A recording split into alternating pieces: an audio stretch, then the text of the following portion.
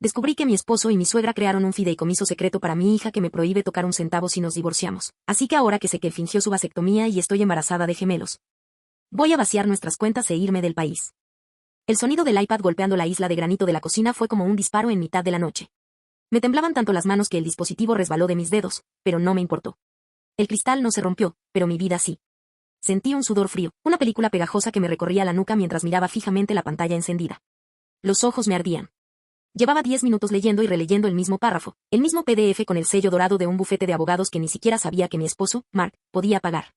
Mami, ¿por qué tiraste la tablet?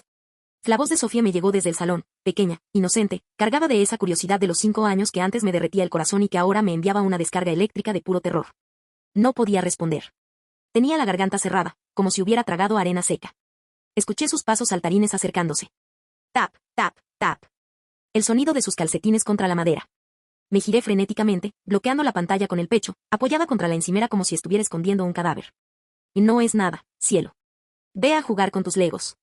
Mami tiene un poco de dolor de cabeza, logré articular. Mi voz sonaba como si perteneciera a otra persona. Una persona rota. Pero abuela dice que las tablets no se tiran, insistió ella, asomando su cabecita rubia por el marco de la puerta. Me miró con esos ojos azules que son una copia exacta de los de su padre. De Mark. Y de su abuela, Eleanor. Eleanor. Ese nombre me provocó una náusea física. En la pantalla, justo antes de bloquearla, había leído su nombre, Eleanor Vance, fideicomitente principal. Y luego, las palabras que me estaban perforando el cráneo, en caso de disolución del vínculo matrimonial o fallecimiento del tutor biológico masculino.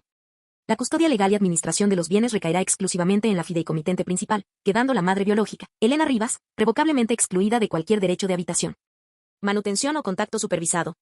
Excluida. Como si fuera un tumor que hay que extirpar. Como si fuera una empleada a la que se le acaba el contrato de alquiler de vientre. Me quedé allí, de pie en mi cocina de diseño, la cocina que Mark y yo elegimos hace 3 años con tantas risas y planes de futuro. El olor a café recién hecho todavía flotaba en el aire, mezclado con el aroma de las galletas que Eleanor había traído esa tarde. Para mi niña, había dicho con esa sonrisa tensa y aristocrática, acariciando el cabello de Sofía con una posesividad que siempre me dio escalofríos, pero que yo, estúpida de mí, confundí con amor de abuela. Hace 10 años, cuando conocí a Mark en la universidad, él era el rebelde. El chico que quería ser artista, que renegaba del dinero de su familia, que decía que su madre era una mujer difícil. ¿En qué momento se convirtió en este monstruo que firma documentos para borrarme de la existencia de mi propia hija? Escuché el sonido del motor del coche en la entrada. El Audi de Mark. El corazón me subió a la boca, golpeando contra mis dientes. Pum. Pum. Pum. Cada latido era un grito. Miré el reloj de la pared. Las 6:15 de la tarde. Siempre puntual. El hombre perfecto. El padre del año. El esposo que me trae flores los martes porque sí. La puerta principal se abrió. Ya llegué. Gritó Mark con ese tono jovial que ahora me producía ganas de vomitar. Traje sushi. Sofie, ¿dónde está mi princesa? Oí a Sofie correr hacia él, el sonido de los besos, las risas. El sonido de una familia feliz. Una mentira perfectamente coreografiada. Me quedé inmóvil en la cocina, apretando el iPad contra mi estómago tan fuerte que las esquinas me hacían daño. Mis nudillos estaban blancos. Estaba hiperventilando, bocanadas cortas de aire que no llegaban a mis pulmones. Mark entró en la cocina. Se detuvo en seco al verme. Su sonrisa no desapareció de inmediato, pero sus ojos hicieron un escaneo rápido. Vio mi palidez. Vio mi postura rígida. Y luego vio lo que tenía en las manos. De Elena, dijo, dando un paso hacia adelante. Su voz bajó una octava. Se volvió cautelosa, como la de un domador de leones. Cariño, ¿qué pasa? Pareces haber visto un fantasma. ¿Quién es el bufete Harrison y Asociates, Mark? Mi voz salió en un susurro sibilante. No podía gritar. Si gritaba, me desmoronaría. Él se tensó. Fue un milisegundo.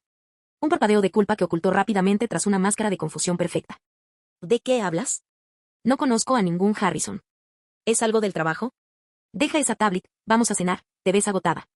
No me toques. Grité cuando intentó poner una mano en mi hombro. El grito resonó en toda la casa. En el salón, el silencio fue instantáneo. Sofía debía de estar asustada, pero yo no podía moverme. Lo he leído, Mark. Excluida. Sin contacto supervisado. Heredera universal de la fortuna oculta de los Vance. ¿Qué fortuna, Mark? Me dijiste que tu familia estaba arruinada. Me dijiste que vivíamos de nuestros sueldos. Mark suspiró. No fue un suspiro de arrepentimiento. Fue un suspiro de fastidio. Como si yo fuera una niña que acababa de romper un juguete caro. Se cruzó de brazos y se apoyó en la isla, justo frente a mí.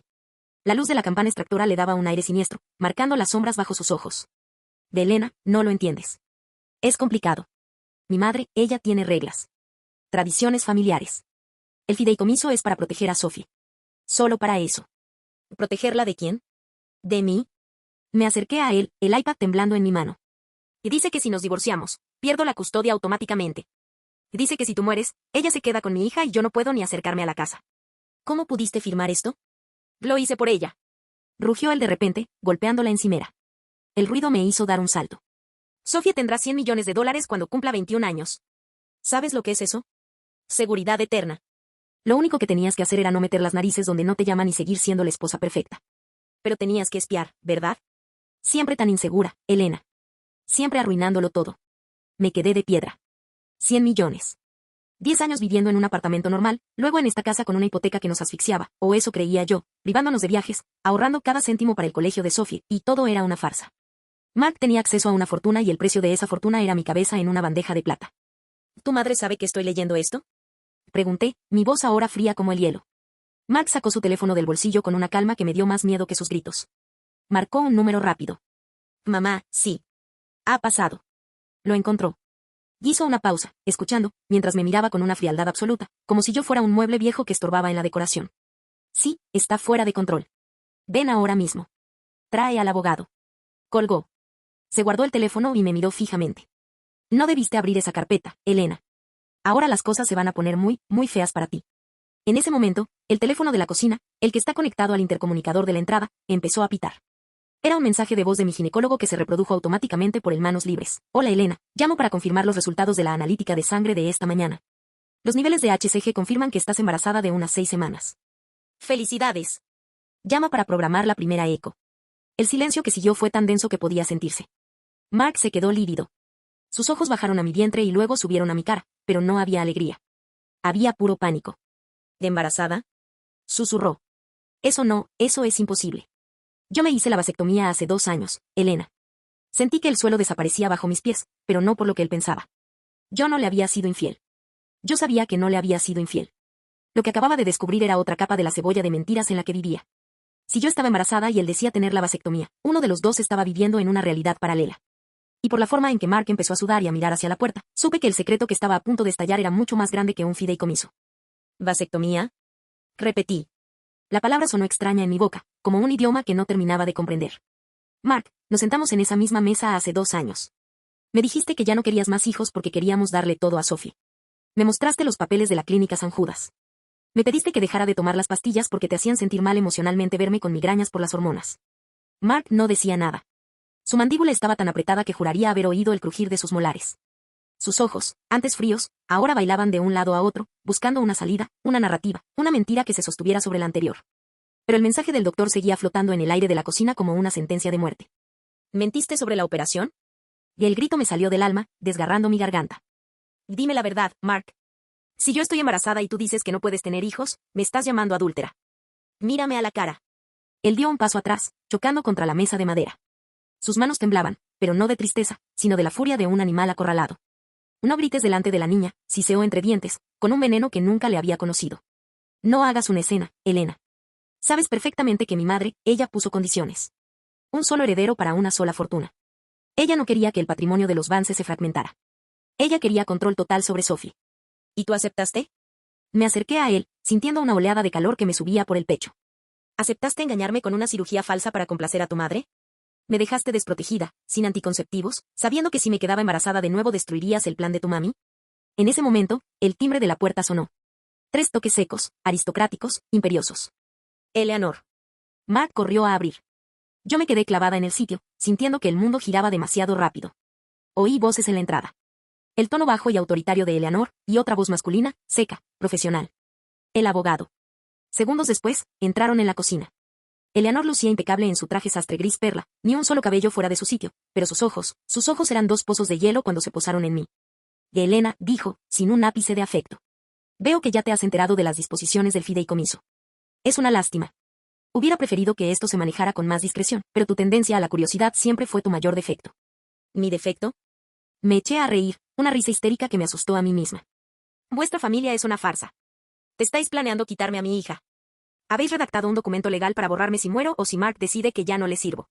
Eleanor dejó su bolso de piel de cocodrilo sobre la isla de granito con una elegancia insultante. No seas melodramática. Simplemente estamos asegurando que el linaje Vance permanezca bajo la tutela de los Vance. Tú eres, hizo una pausa, recorriéndome con la mirada, un elemento transitorio. Has cumplido tu función. Has dado a luz a Sophie.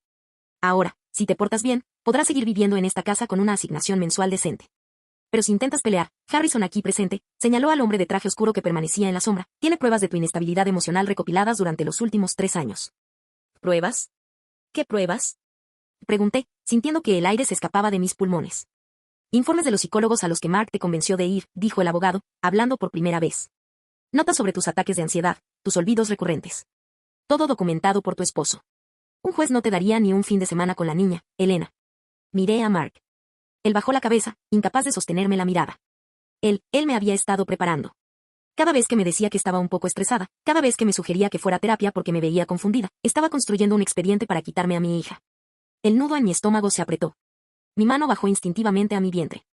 Hay un problema, Eleanor, dijo Mark con voz quebrada. Ella dice que está embarazada.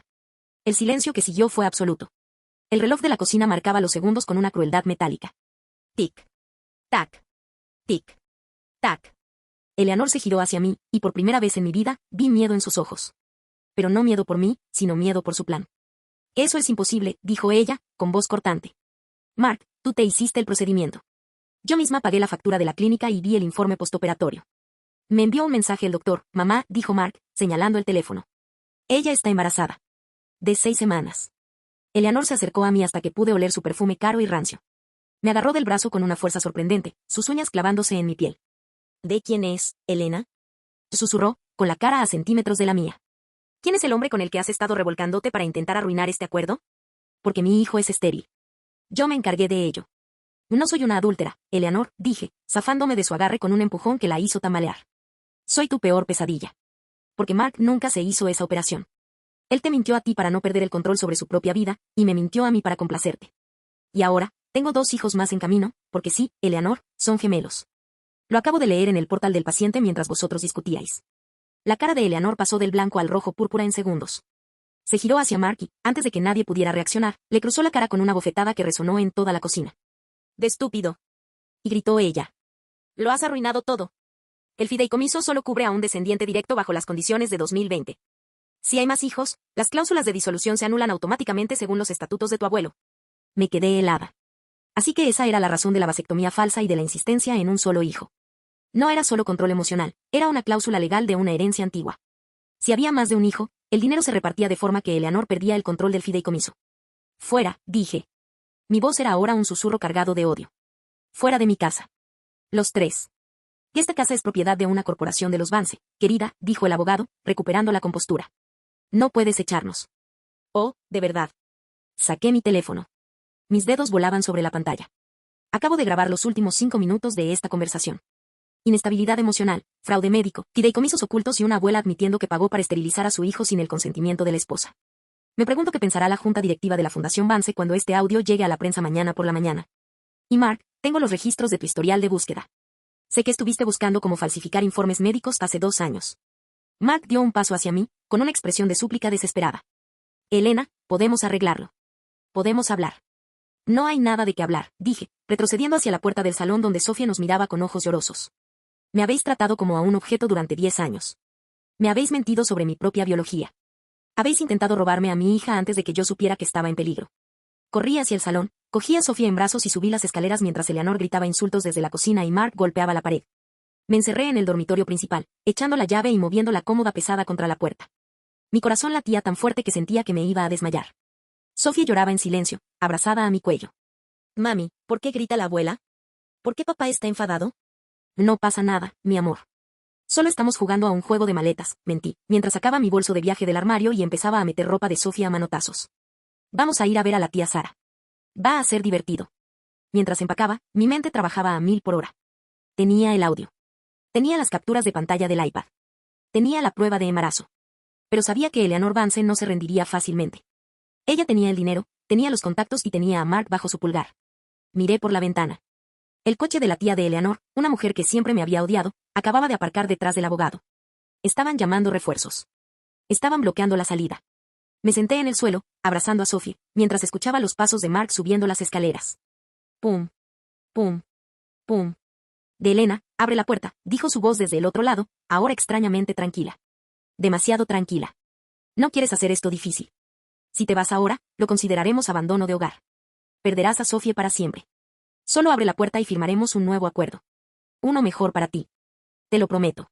Sabía que si abría esa puerta, nunca volvería a salir con mi hija. Tenía que escapar, ¿pero cómo? Vivíamos en un segundo piso y la entrada principal estaba bloqueada. Entonces, miré el árbol de Navidad que todavía estaba en el jardín, justo debajo de nuestro balcón. Y recordé que había dejado las llaves de mi propio coche, el que Mark decía que era viejo y poco seguro, en el bolsillo de mi chaqueta en el garaje. El pomo de la puerta empezó a girar con una lentitud aterradora. Clac, clac, clac.